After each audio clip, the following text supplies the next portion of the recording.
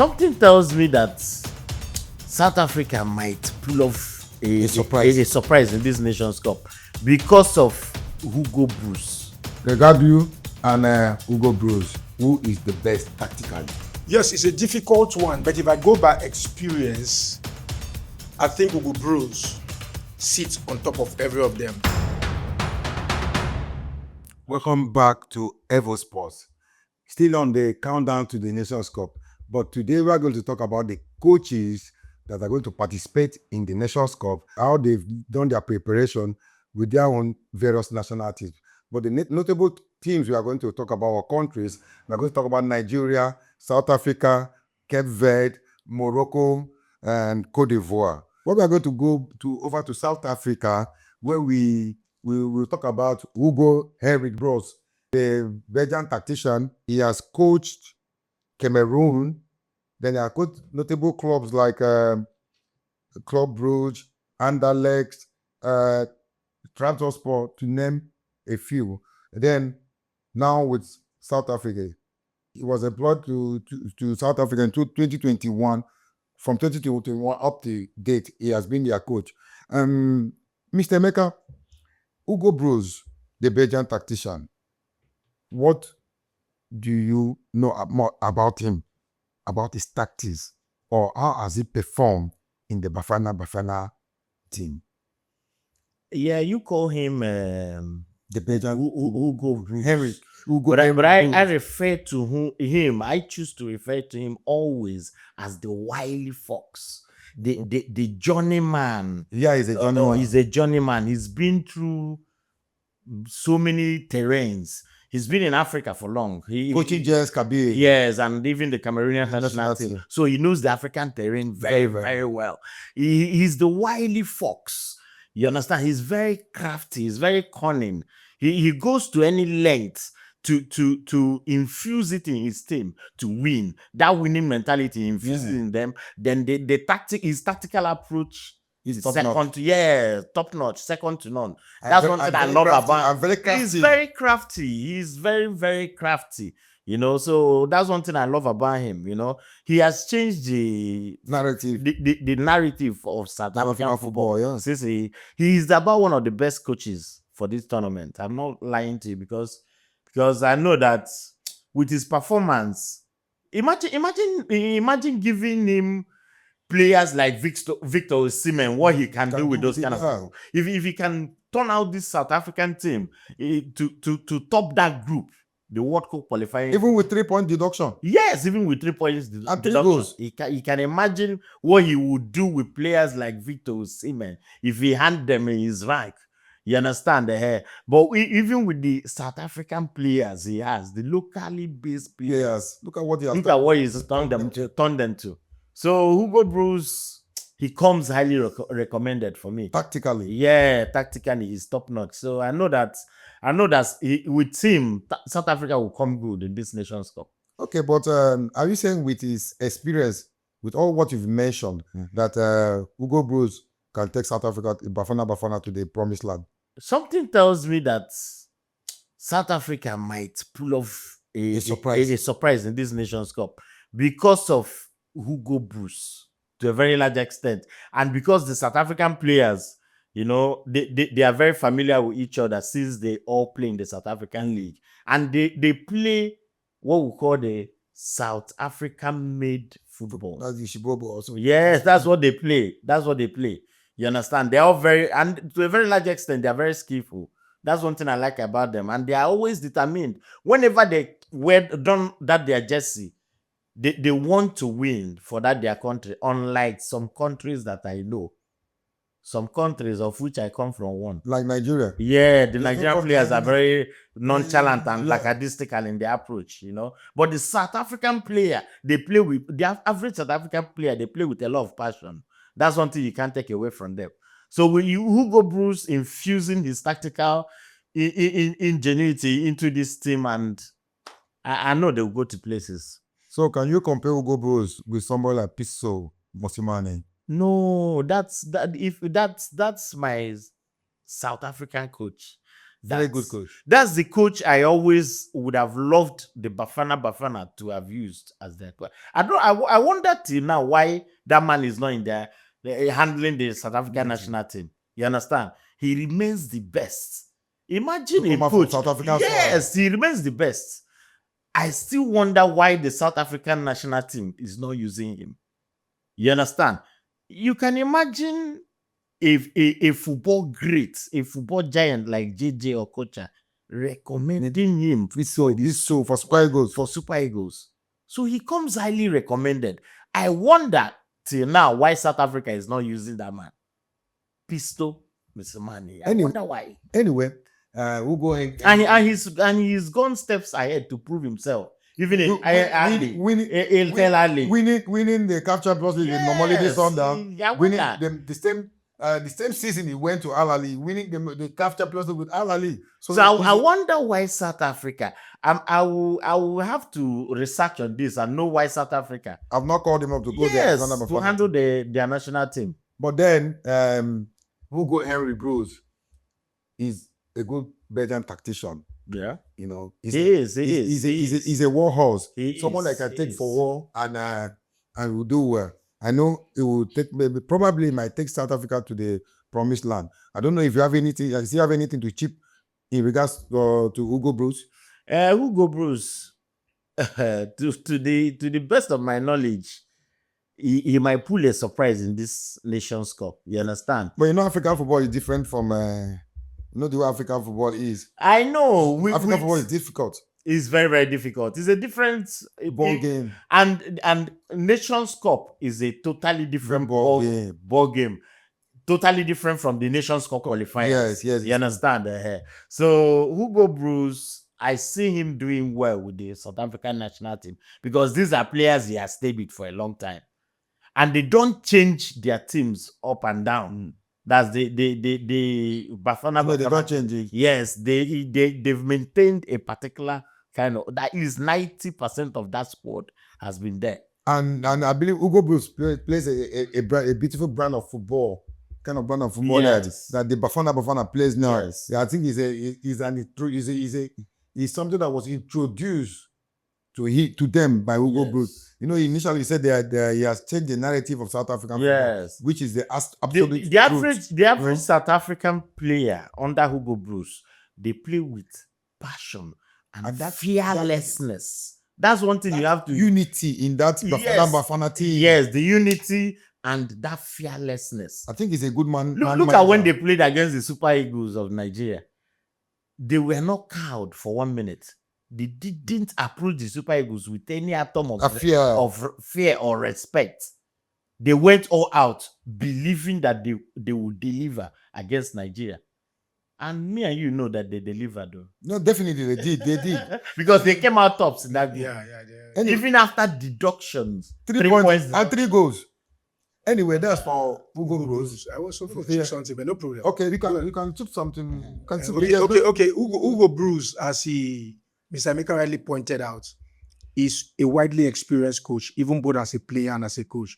He's somebody in his playing days that racked up about 927 appearances. He's not, but he's in 927. He's a living legend. Even the legend of this world, name them the Romario, the Bebetos, the Zinho, Mazivos. They are not, they're in the same category, but just that his name is not that heralded. He went ahead to win the Belgian League in 72-73. He went the League Cup. Belgium to quarterfinals in 1983 World Cup. The Belgian League Cup too, as in the 70s, the mid 70s, the UEFA Cup in the 83-84 and the UEFA Super Cup in 1986. Practically seen it all. Yes, 86 and all of that. So the thing is that adventure into his managerial adventure, you understand, he has actually accrued a lot of experience as well, coaching from club sides to national teams and all of that. So whatever thing he's doing in South African football team now, it's not a new thing. You understand? He has actually synergized the South African team to a cohesive unit, to a common unit. Yes. Now, for him to actually depend on homegrown players and his preferred kind of formation is 4-2-3-1, and he's playing it as to as if they are playing in European League. These players have been invited from European clubs. They are used to the formation, and they're playing well. it goes a long way to speak about not just his coaching formation, but his mentality. Yeah. Because you need, every leadership has their own peculiarities. So if the head is actually good, the followers will follow suit. Yes. So it's actually building not a South Africa Bafana of today, but a Bafana of tomorrow. So it's actually inviting the very best out of the very best of teams for them to have a healthy and competitive tournament Yeah. or a competitive screening going ahead of any match that comes out. So I think he's going to come out with the best squad, and I see him as a formidable coach, and South Africa too, a formidable side going into the Nations Cup. Anyway, but that would be a story of another day. But he has made his 25 professional list to the AFCON. Yes, Yeah, yes. but we are not sure of the list here, but we know he has provided his own 25 men. That would be a news for the other day. Eric Seko Chelle, he was born November 11, 1977. He's a Malian. He has coached Belugin. I think that should be in France. But presently he's coaching for Nigeria. And Albert, how do you look at or you see Eric Chelle's tactical input in this forthcoming Nations Cup? Do you think he will perform well, or you think he will perform as a second fiddle? Yes, thank you. Eric Chelle, just as the name sounds, we're looking at his, when he was a footballer, he had less than 20 appearances for the Malian national team.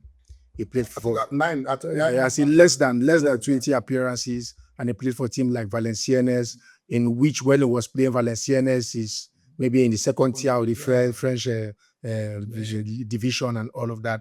Now he has ventured into the coaching managerial position of football administration, which I think is the longest when it talks in terms of football involvement and all of that. But he's still a new kid on the block, if you ask me, because he has played barely about 159 games as a manager. You understand? Managing just a handful of wins. Are you getting it? So I think the biggest team he has ever handled is the Super Eagles. Now, since he joined the team in January 2025, he has made some few mistakes and as well some good and positive impact. Though one of the issues he has been having, in which any coach can as well make, is the infusion of new players, injection of players, trying to improvise, experimenting players. For him, I feel, wanting to know his real match that will fit in his kind of tactics and formation, because he preferred the 4-3-2-1 kind of formation. That's why he likes playing in the Iwobi deep and play Lukumon and the rest of them ahead of them and like that. So I think he's looking for his real bearing in the Super Eagles team, because this is,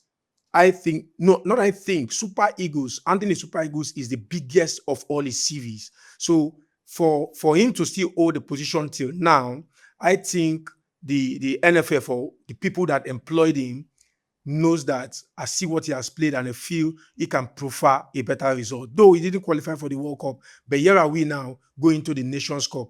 His formation is not bad, but I think he should up his game. Now, I just spoke about him inviting the right players that could key into the green and white jersey, because not every player that can perform well putting on the jersey. From time immemorial, we have players that if you invite in the Super Eagles, if you put them into the field, they will fizzle out. We still see it up till today, that when they get into the field, they become shadows of themselves. Are you getting it? So I expect him, with the formation and the class of players he have, the kind of, I think the average player of the Super Eagles team, about 27 years, the kind of players and the kind of formation he plays, if he can harness them very, very well, I think he can go a lot far in the Nations Cup. His formation is nice, it's not bad, but I still repeat that he's a new kid on the block in terms of coaching. But the way he has been going with the Super Eagles team, I think he has the potentials to harness the team and make Super Eagles become great as he used to be before. I know Eric Chelle has not, I don't think he has lost any game in an open play since he took over as the coach. Considering or comparing the statistics between what Pesero they had with Finidi George and compared to the one Eric Chelle is having, I think he has played over impossible 18 points. He has gotten 14, which is not a bad result. Do you think he's going to do well in this upcoming Nations Cup? Yes, he has 7 games. He has 10 games, 7 games win, 3 games draw, and no lose.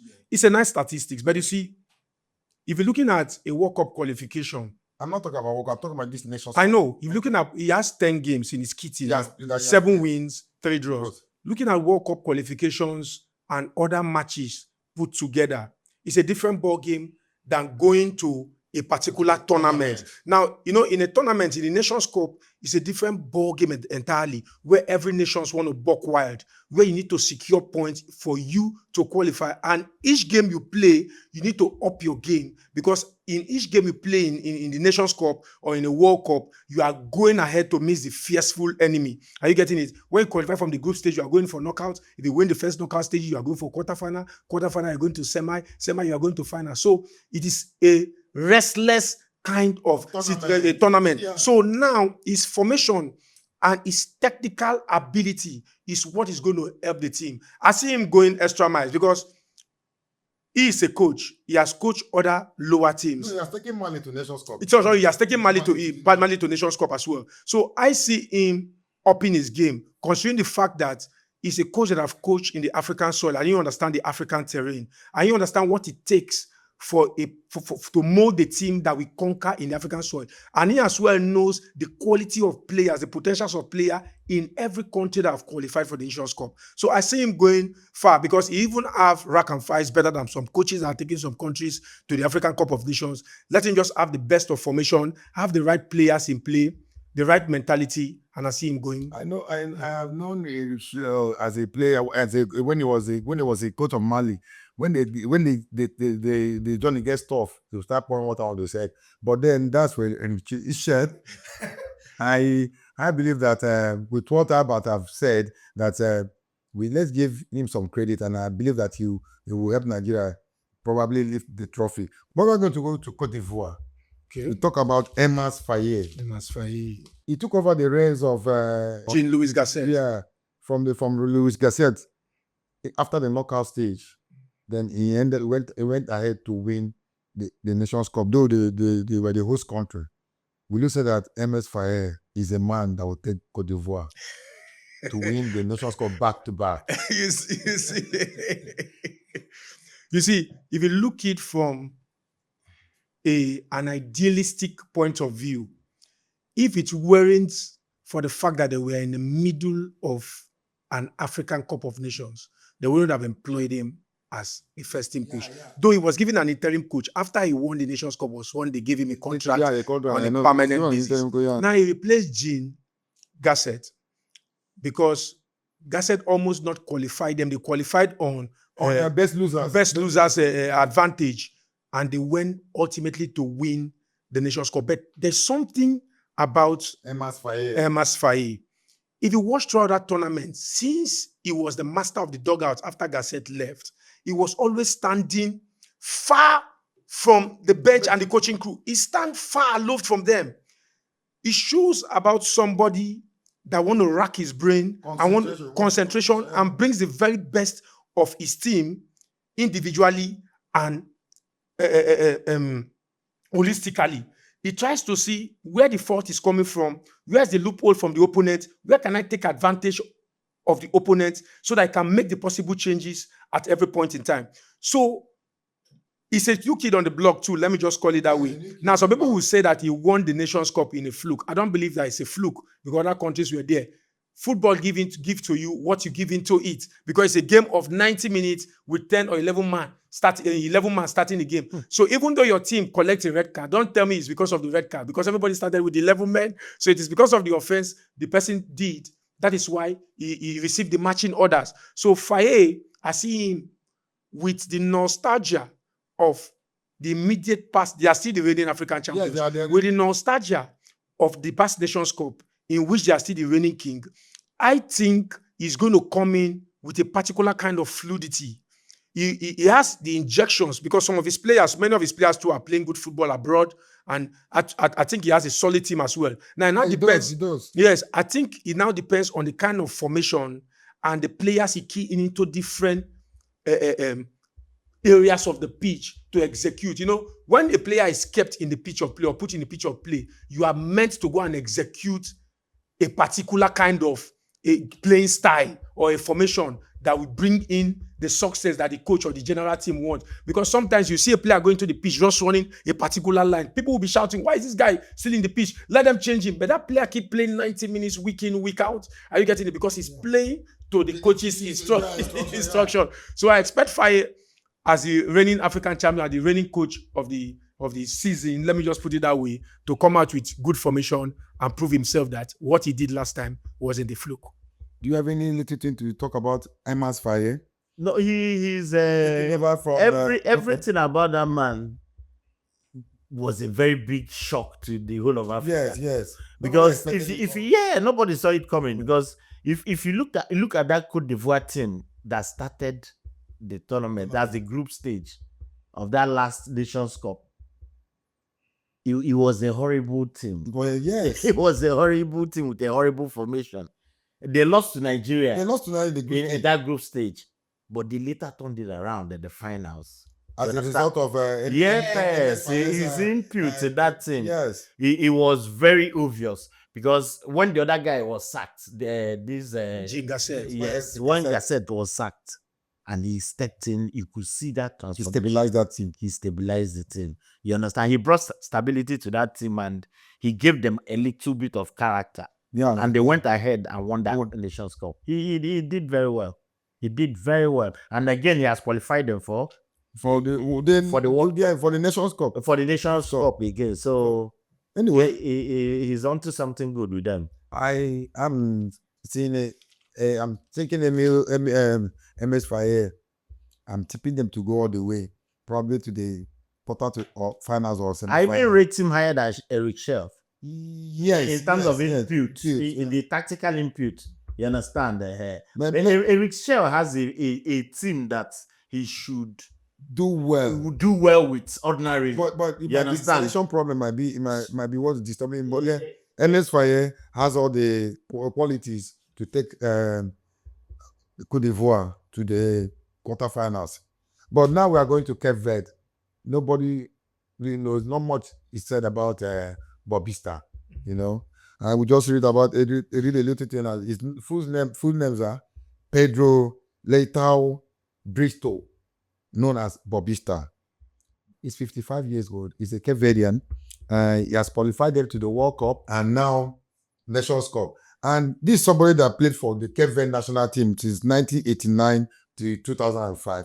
He has been consistent in that Cape Verdean team, but he's an unknown person. But this unknown person sprang up surprise to qualify a little country like Cape Verde that they are not up to 600,000 people. You know, he qualified that small island to the World Cup. Now, introducing you to Bubista. Albert, I know you're a lover of Mr. Bubista. Yes. What is your take about Bubista? Qualifying them to the World Cup and now taking them to the Nations Cup. How do you think he will perform at the Nations Cup? Yes. Pedro Leitao Bristow, otherwise known as Bubista.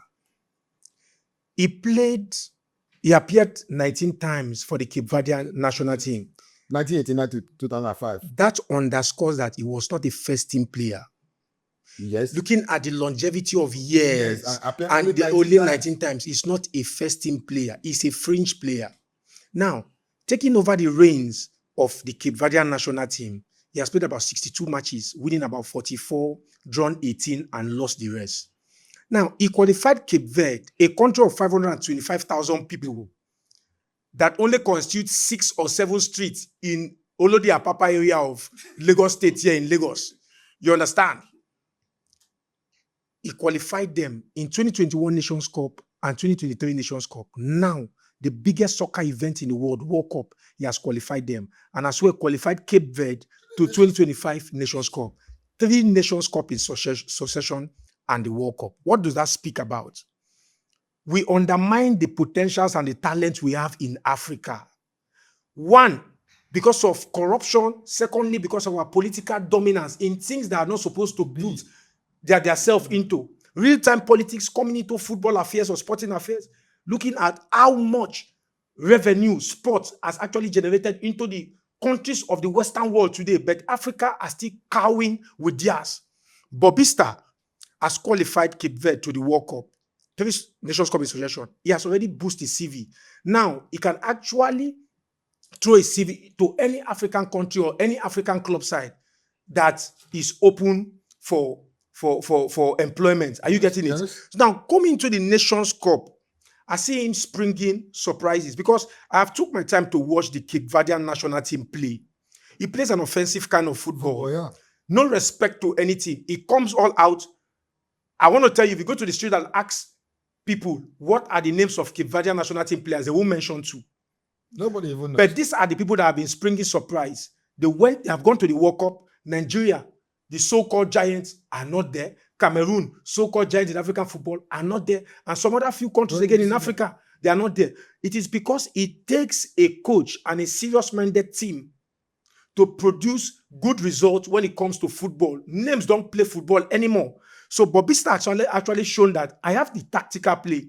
I have what it takes to impute into the football adrenaline, the football veins of a particular set of player. In as much as it give me freedom to select who I want, I can produce result for you. Because it's not a fluke. 2021 he qualified them, 2023 he qualified them, 2025. So he's growing. So it shows that he's going to spring surprise. Trust me, he's going to spring surprise. Because the same way you underrate them before they qualify for the World Cup. There was a time they played semi-finals. I don't know. It's quarterfinal. Quarterfinals, yes. They played quarterfinals. Even at the quarterfinal they played, they are still being underrated. Yes. Because the name is not known by people because it's just an island country. But they are going to they are going to spring a surprise. Don't forget, what they are going to do now, African teams may not see their player to buy them or give them contract, but the European teams will come after their players. Yes. Because you see, there's something that actually make players to have good contracts. When you play in a unit, in a team, and you have teamwork, it brings out the real potentials of everybody, from the goalkeeper to even the substitute that are going to introduce, because you know the key position to run into when this particular person hold the ball. So it's now remaining for a team that want to buy you. What does the coach have upstairs? What is kind of formation? That's how a player gets his real reading of game improving year in, year out. Messi didn't just started one day. Cristiano Ronaldo didn't started one day. All this, even the Rooney and the Beckham of this world, they didn't started one day. Somebody identified them. Keep showing them what it takes to become a great footballer. You understand? Keep tutoring them till they became what they want to be. So Bubista has shown some glimmer. He has shown that he has what it takes. And I believe in the Nations Cup, he's going to prove the middle. Mr. Maker, Bubista. Well, his full names are Pedro Leito Brito, well known as Bubista. You call him Bubista, I call him man of war. Yeah. Because it only takes you to know a good coach. What it just takes you to know a good coach is when you assemble players that are little known anywhere, players that are unknown quantity, you understand? And you go ahead and transform them and use these players, turn them to world beaters. Because if you can remember the group they came out from, from the World Cup qualifiers and came out at qualify for that World Cup, it wasn't a mean feat. You understand? I will vote that man to be the African coach of the year. Without any doubt. It should be. He comes highly recommended. His achievements scare me myself. Doesn't it scare you? It does. So what level do you think they will attend at the Nations Cup? They are going all out. Final, semi-final. They can go all the way, for all I know, with the potentials I see in that team. I watched them a couple of times. Already, you see that fearlessness in them. They play you without any form of respect. Or they play with a swagger. They play with flair. They have everything going for them. They are skillful. And mind you, when they come for this Nations Cup, they will know that they are a World Cup, a team that has qualified for the bounty. Yes, and they are going to play with utmost confidence. Yes, it's true. Confidence that will be unequaled. You will wonder which island is this? Which country from? They are going to pull a shocker in this Nations Cup. I wouldn't be shocked if they get to the semi-finals or even the finals. Anyway, Pedro Letao Brito Bubista, I wish you all the best in this CAF AFCON tournament. Now, the last but not the least, we're going to talk about our darling Morocco. First of all, we're talking about Walid Regragui, the man that took Morocco to the semi-finals of the World Cup. Now, they are hosting the Nations Cup in Morocco. Albert, what surprise do you think Walid Regragui will pull?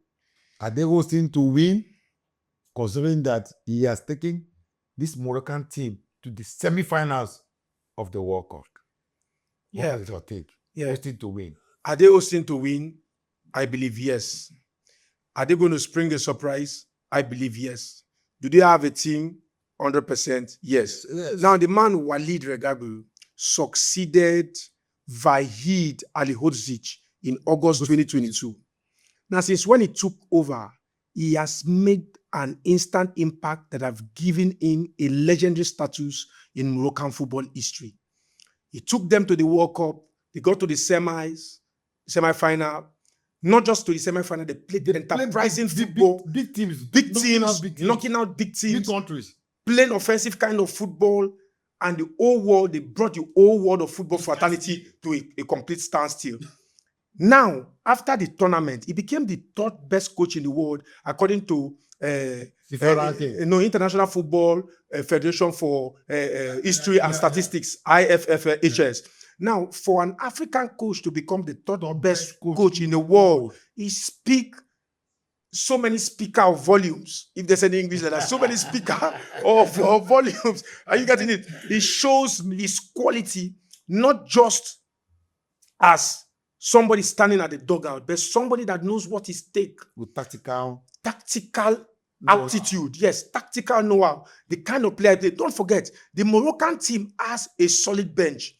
Sometimes, if not the well-known players like Hakimi, the Sefrian Amrabat, the Nesris, all of that. Some of the players you have on the bench, we don't want to go ahead to call all their names. Some of the players you have on the bench, they have the same quality as the now look at the under 20 size. Don't forget, in the next 2-3 years, Morocco is ready for the world in the next 10-15 years. Yes. Because look at the under 20 side. That just won the World Cup and won the team of the tournament. The under 17 did well too. The under 17 did well too. So they are building a team of 15-20 years away from now. Don't forget the Ashraf Hakimi are coming down from that developmental stage. The Amrabat, they are coming from that stage. Now that's on side.